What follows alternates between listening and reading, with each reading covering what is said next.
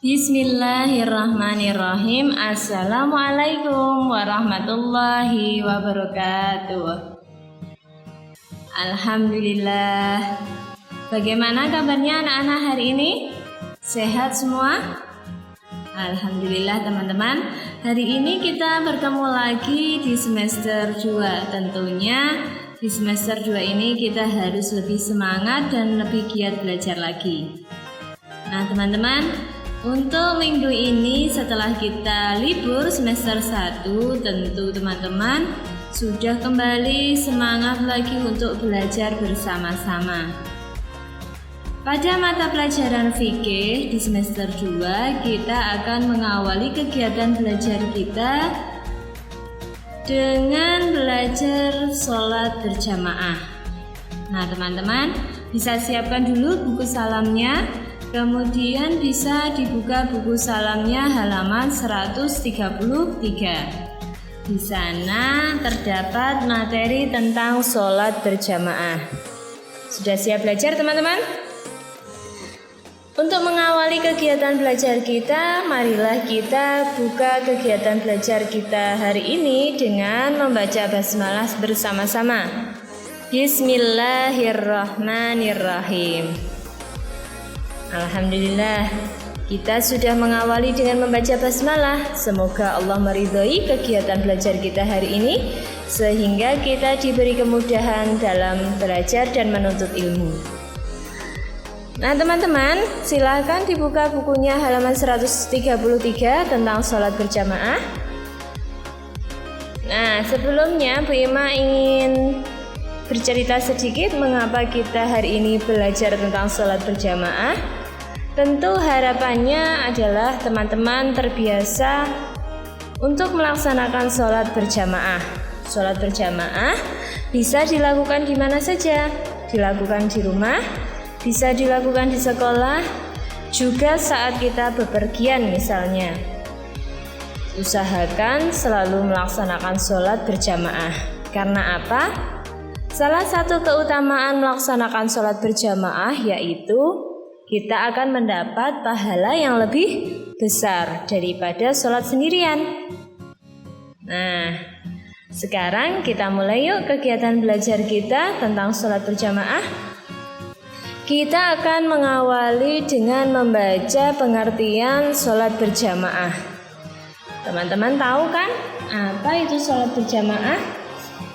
Sholat berjamaah adalah sholat yang dikerjakan secara bersama-sama, yang dikerjakan oleh 2 orang atau lebih. Dalam sholat berjamaah dipimpin oleh seorang imam yang diikuti oleh makmum. Tadi sudah disebutkan ya teman-teman, dalam sholat berjamaah itu paling sedikitnya dikerjakan oleh 2 orang. Jadi dalam melaksanakan sholat berjamaah, 1 orang menjadi imam, yang lainnya menjadi makmum. Teman-teman sudah tahu kan apa itu imam dan apa itu makmum? Imam adalah orang yang memimpin sholat berjamaah, sedangkan makmum adalah orang yang mengikuti gerakan imam dalam sholat berjamaah. Yang namanya imam adalah seorang pemimpin sholat berjamaah. Yang namanya pemimpin itu selalu berada di barisan paling depan. Begitu juga dengan imam. Imam adalah pemimpin sholat berjamaah, sehingga ia selalu berada di barisan paling depan. Sedangkan makmum adalah pengikut gerakan imam. Yang namanya pengikut itu letaknya, tempatnya berada di belakang imam. Nah teman-teman, tadi sudah kita sebutkan salah satu keutamaan sholat berjamaah adalah kita akan mendapatkan pahala yang lebih besar daripada sholat sendirian. Berapa itu Bu pahalanya jika kita melaksanakan sholat berjamaah? Pahala melaksanakan sholat berjamaah adalah 27 derajat. Jika dibandingkan dengan sholat munfarid atau sholat sendirian yang hanya 1 derajat pahalanya, tentu teman-teman akan memilih melaksanakan sholat dengan berjamaah. Betul kan teman-teman? Nah, seperti hadis yang diriwayatkan oleh Bukhari, Ani Bani Umar qala Rasulullah sallallahu alaihi wasallam, Sholatul jama'ati tafdulu sholatul fardhi bisab'in wa ishrina darajah. Yang artinya, Ibnu Umar berkata, Rasulullah sallallahu alaihi wasallam bersabda, sholat berjamaah itu lebih utama dibandingkan sholat sendirian dengan pahala 27 derajat. Nah teman-teman, bagaimana? Sekarang kalian sudah tahu kan keistimewaannya sholat berjamaah? Nah, mulai sekarang yuk kita biasakan diri kita sendiri, mulai dari diri kita untuk selalu melaksanakan sholat dengan jamaah. Kita bisa ajak adik kita bisa ajak ayah atau bunda untuk melaksanakan sholat berjamaah. Selanjutnya teman-teman, kita buka bukunya halaman 134. Kita akan melanjutkan kegiatan belajar tentang ketentuan sholat berjamaah. Tadi sudah kita baca bahwa yang namanya sholat berjamaah itu paling sedikit dikerjakan oleh 2 orang, yang dipimpin oleh seorang imam dan yang lainnya menjadi makmum. Menjadi seorang imam itu tidak mudah teman-teman, harus ada syarat-syarat yang harus dipenuhi. Nah, sekarang kita belajar syarat menjadi imam. Yang pertama adalah sehat akalnya. Artinya, orang yang menjadi imam tidak boleh gila. Dia harus bisa berpikir, ya, harus sehat akalnya. Yang kedua, menjadi imam harus fasih dalam membaca Al-Quran. Karena dalam sholat kita juga diminta untuk membaguskan bacaan Al-Quran kita. Yang ketiga, syarat menjadi imam adalah mengetahui tata cara mengerjakan sholat dan dapat melakukannya. Nah ini teman-teman, menjadi imam itu harus tahu bagaimana cara mengerjakan sholat dan bagaimana cara melakukan sholat itu. Karena sholat dikerjakan dengan aturan-aturan tertentu, tidak boleh seenaknya, ya. Harus urut mulai dari membaca niat, kemudian takbiratul ihram, kemudian membaca Al-Fatihah, surat pendek, dan gerakan selanjutnya yaitu adalah ruku', i'tidal, kemudian sujud, duduk di antara 2 sujud, kembali sujud yang kedua, dan diakhiri dengan tasyahud dan salam. Menjadi seorang imam harus tahu seperti itu. Jika tidak, maka sholatnya tidak sah. Karena rukun-rukun sholat harus dikerjakan dengan urut. Yang keempat, menjadi imam itu harus mengetahui hukum yang berkenaan dengan sholat. Ada hukum apa saja, Bu? Nah, teman-teman sudah tahu kan? Sebelum kita mengerjakan sholat, kita harus mengkondisikan diri kita selalu dalam keadaan suci. Artinya kita harus bersuci dulu sebelum melakukan sholat. Kita harus berwudu, kemudian menjaga tempat yang untuk kita gunakan sholat harus suci, tidak boleh terkena najis. Menjadi seorang imam harus tahu syarat-syarat seperti itu. Kemudian syarat sahnya sholat, rukun sholat, dan hal-hal yang membatalkan sholat itu apa saja. Imam juga harus tahu. Nah, teman-teman, untuk menjadi seorang imam, kita harus tahu hukum yang berkenaan dengan sholat. Syarat wajib sholat itu ada apa saja, seperti yang sudah kita sebutkan tadi ya. Kemudian syarat sahnya sholat itu harus bagaimana? Salah satunya adalah harus menutup aurat. Lah kalau imamnya saja ketika memimpin sholat terlihat auratnya, bagaimana dengan makmumnya, ya kan? Untuk selanjutnya teman-teman, menjadi imam, syarat yang berikutnya adalah 1. Harus laki-laki. Jika imamnya perempuan boleh Bu? Boleh, tetapi makmumnya juga harus perempuan. Imam perempuan hanya untuk makmum perempuan. Orang yang tidak boleh menjadi imam salah satunya adalah perempuan jika di belakangnya terdapat makmum laki-laki yang balik atau sudah dewasa. Ini adalah orang yang tidak boleh menjadi imam. Yang kedua, orang yang tidak boleh menjadi imam lagi yaitu orang yang tidak bisa membaca Al-Quran dan dia tidak mempunyai pengetahuan tentang sholat. Nah, ini kan tidak termasuk syarat-syarat menjadi imam ya. Jadi harus hati-hati teman-teman, karena imam adalah pemimpin sholat yang nanti akan memimpin rombongan untuk melakukan sholat. Harus kita perhatikan supaya sholat kita diterima oleh Allah.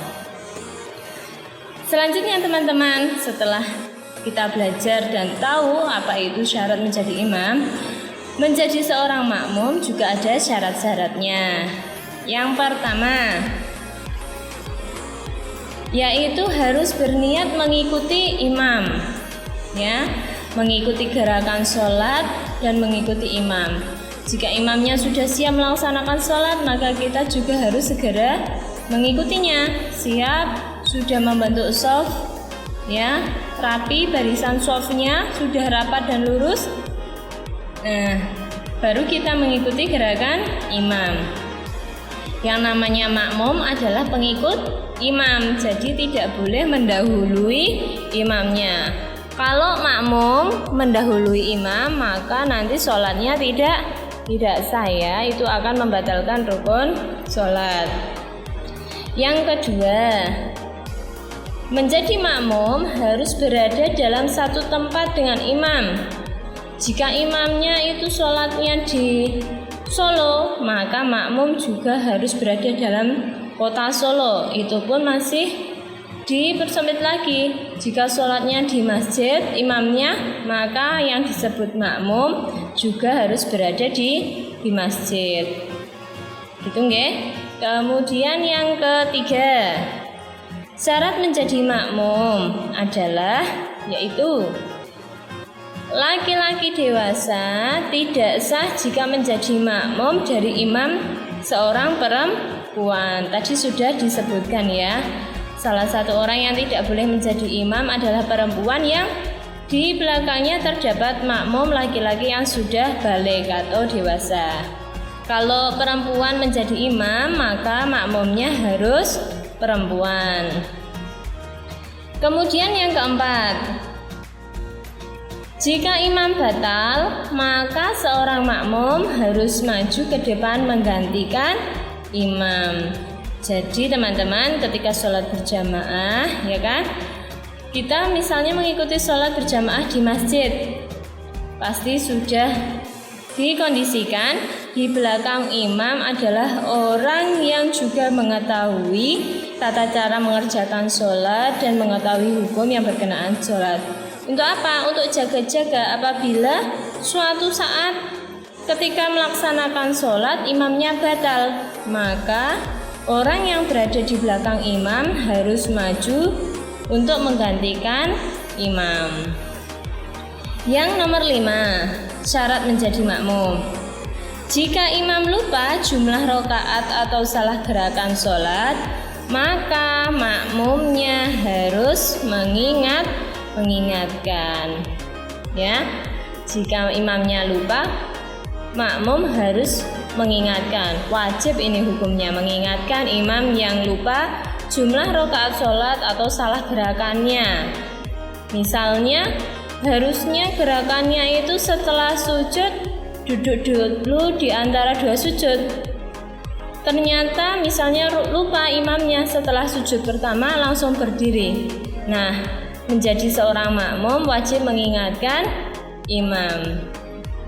Kemudian yang keenam, makmum dapat melihat atau mendengar imam. Nah, itu tadi sebabnya mengapa menjadi seorang makmum ketika sholat berjamaah harus berada di satu tempat yang sama dengan imam? Bu, di sini disebutkan makmum harus dapat melihat, Bu. Ya, betul sekali. Bagaimana dengan orang yang tidak bisa melihat, Bu? Maaf, misalnya orang tersebut tunanetra, Bu, tidak bisa melihat. Apa dia tidak boleh menjadi makmum? Tentu saja boleh. Seorang tunanetra itu hanya tidak bisa melihat saja, tapi ia masih bisa mendengar imam. Jadi mengikuti sholat, kalau sholat itu kan ada aba-abanya ya dari imam ya, Allahu Akbar, makmumnya mampu mendengar, maka ia bisa menjadi makmum dari sholat berjamaah.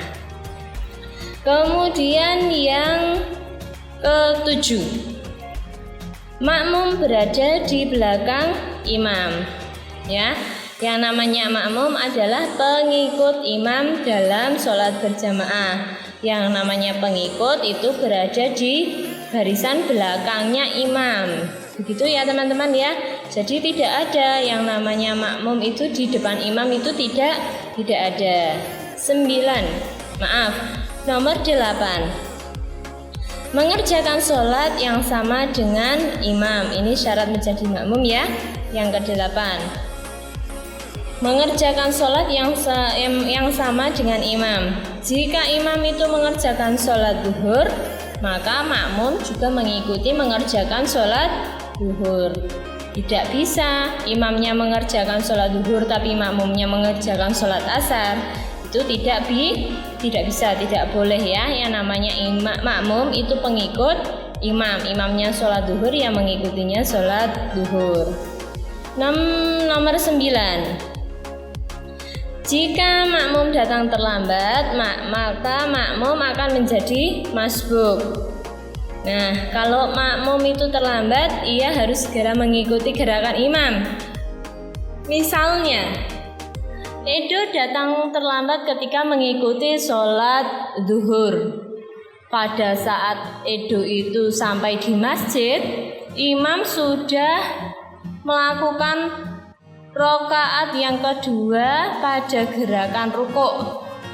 Maka Edo harus segera mengikuti gerakannya imam, yaitu menyusul dengan melakukan gerakan rukuk. Lalu bagaimana dengan rakaat yang pertama yang ditinggalkan Edo, Bu? Nanti setelah imam itu selesai melakukan sholat, mengakhirinya dengan salam, Edo harus berdiri lagi untuk menambah jumlah rakaat sholat yang tertinggal. Bacaan dan gerakannya sama. Hitung ya teman-teman ya. Nah, siapa yang sudah pernah menjadi makmum masbuk?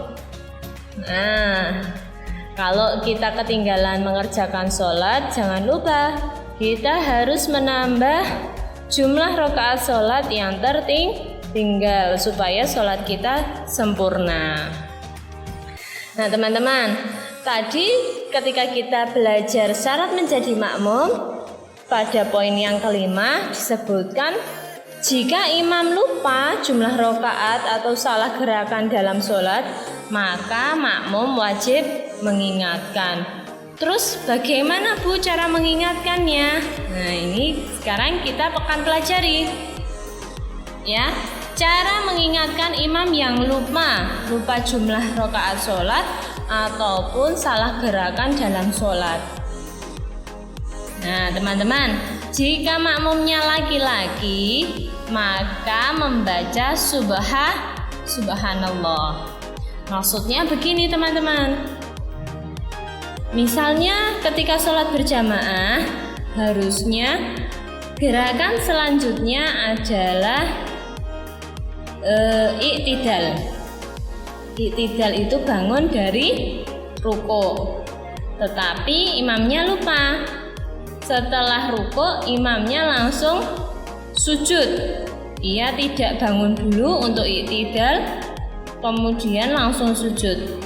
Sebagai makmum laki-laki harus mengingatkan dengan membaca subhanallah. Nah, Itu nanti imamnya akan merasa, loh, kenapa makmum itu membaca subhanallah? Berarti ada yang salah dengan gerakan sholat yang aku kerjakan.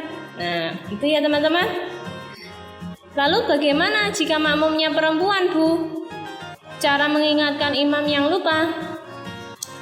Seorang makmum perempuan bisa mengingatkan imam yang lupa dengan cara menepukkan punggung tangannya 2 kali. Nah, punggung tangan teman-teman tahu? Punggung tangan itu adalah kebalikan dari telapak tangan kita. Nah, ditepukkan 2 kali. Jika nanti imamnya mendengar, itu kok ada yang tepuk ya, bukan tepuk tangan ya, tapi menepukkan punggung tangan sebanyak 2 kali. Itu akan mengingatkan imam apabila ada jumlah rakaat sholat yang kurang atau salah gerakan dalam sholat. Nah teman-teman, ini adalah kegiatan belajar kita untuk mengawali kegiatan belajar pada mata pelajaran fikih kali ini. Kita tadi sudah belajar tentang apa itu pengertian sholat, kemudian ketentuan sholat berjamaah, pengertian sholat berjamaah dan ketentuan sholat berjamaah.